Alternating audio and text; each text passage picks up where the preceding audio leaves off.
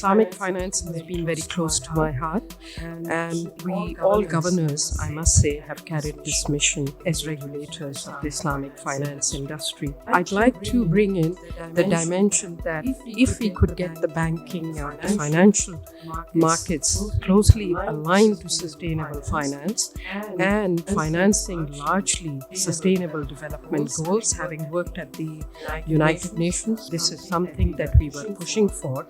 I think we would have synchronized the mission of Islamic finance and the sustainable development, which means that ultimately you would have poverty eradication. I'd like to share with you the most important news, since I'm the chair of the Pakistan Stock Exchange and the Pakistan Institute of Corporate Governance. We have an alliance of these two institutions to promote economic, social, and governance across the financial markets, but also within the companies, because the clients have to be seeking for a transformation for the finance to be delivering sustainable finance, which is akin to Islamic finance. And in fact, Islamic finance enhances the virtues of the sustainable finance. In that context, there is a task force that has been put in place, and I'm very fortunate that I was appointed to chair this task force, and we are drawing on the companies as well as the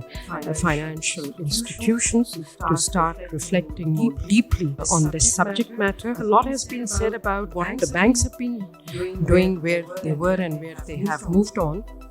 I would say we should also move from the bank-based to the non-bank-based financial. And within that, Pakistan Stock Exchange singularly plays a very important role. Islamic finance has yet to be fully exploited, both in terms of the population demands and the financing requirements of the country has been very well covered.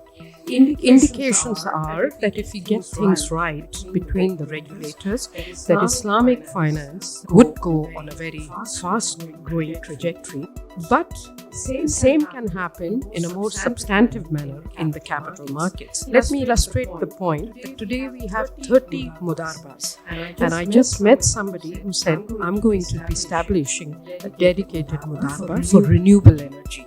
That's what I mean, the marriage between Islamic finance as well as renewable energy, which is a part of sustainable development.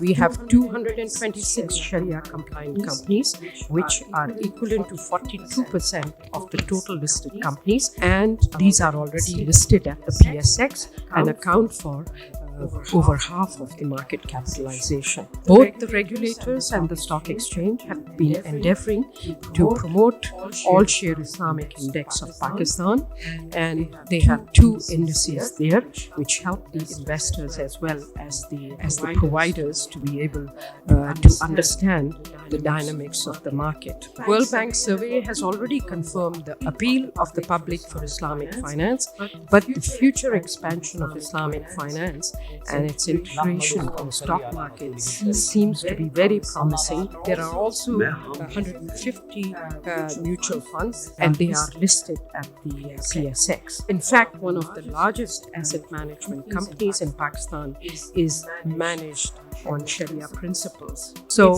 it's in the hands of the banking system also to join hands to promote Islamic finance within the capital markets. I'd like to thank Governor Reza Baqir for working very closely with the stock exchange so that we could market Russian digital accounts in a way that the brokerage accounts are aligned with the banking accounts in a certain manner, and there are lots of technicalities to it.